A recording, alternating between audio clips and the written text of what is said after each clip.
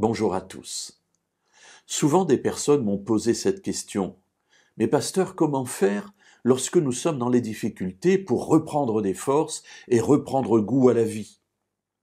Alors c'est une question importante, elle est très simple et en même temps extrêmement compliquée, parce qu'il est beaucoup plus facile de revenir à la vie lorsque nous sommes dans des petites difficultés, et évidemment il est beaucoup plus complexe de revenir à la vie lorsque nous traversons des épreuves terribles.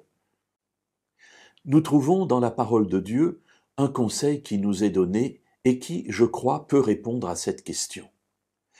Nous trouvons cela dans le livre de Josué. Alors Josué, c'est celui qui a fait entrer le peuple dans la terre promise. Moïse a libéré le peuple d'Égypte, il aurait dû être celui qui faisait entrer le peuple dans la terre promise.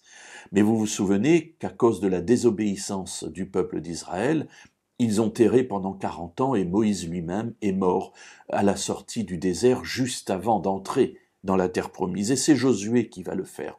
Mais Josué a peur. Passer après Moïse, quelle responsabilité, n'est-ce pas? Et il ne sait pas s'il va être capable d'affronter les défis qui se trouvent devant lui. Dieu lui apparaît donc et lui parle.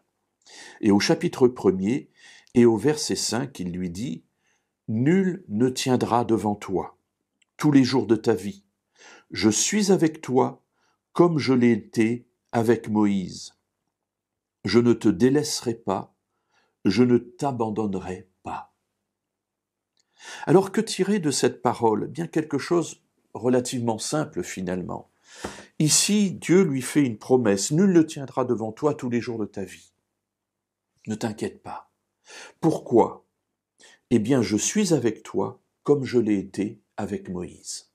Je ne te délaisserai point, je ne t'abandonnerai point.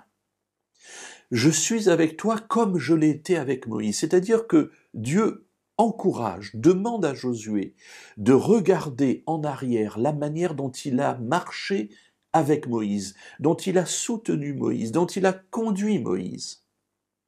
Et ainsi, partir de cette expérience de fidélité de Dieu envers Moïse pour avoir l'assurance que de même que Dieu a été fidèle envers Moïse, Dieu sera fidèle envers lui. Alors mes amis, je vous encourage à faire de même dans votre vie. Lorsque vous passez par des difficultés, regardez en arrière. Regardez comment Dieu est déjà intervenu dans votre vie. Souvenez-vous de la manière dont Dieu est intervenu dans la vie d'autres personnes que vous connaissez. Et appuyez-vous sur ces certitudes que vous avez vécues vous-même pour avoir l'assurance que de la même manière, Dieu interviendra dans votre vie future. Mes amis, Dieu ne change pas, il est fidèle. Ce qu'il a fait pour vous dans le passé, il le fera aussi dans le présent et dans le futur. Réjouissez-vous et encouragez-vous par cela.